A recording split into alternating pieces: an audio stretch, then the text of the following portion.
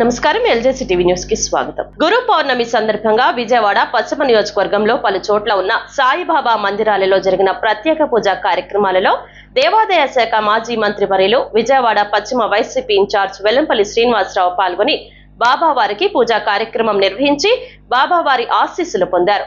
పలు దేవాలయాల్లో గురు పౌర్ణమి సందర్భంగా నిర్వహించిన అన్నదాన కార్యక్రమాన్ని ప్రారంభించి భక్తులకు అన్న ప్రసాదాన్ని వడ్డించారు.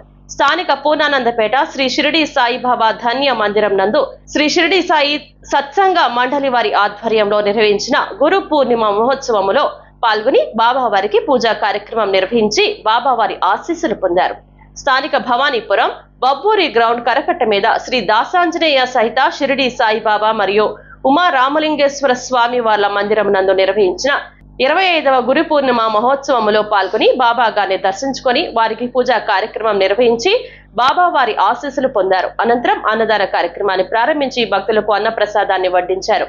స్థానిక విద్యాధరపురం చెరువు సెంటర్ వద్ద గల శ్రీ షిరిడి సాయిబాబా మందిరం నందు శ్రీ షిరిడి సాయి సేవా సంఘం వారి ఆధ్వర్యంలో నిర్వహించిన గురు పూర్ణిమ ఉత్సవములో పాల్గొని బాబా గారిని దర్శించుకొని వారికి పూజా కార్యక్రమం నిర్వహించి బాబా వారి ఆశీస్సులు పొందారు. అనంతరం అన్నదాన కార్యక్రమాన్ని ప్రారంభించి భక్తులకు అన్న ప్రసాదాన్ని వడ్డించారు.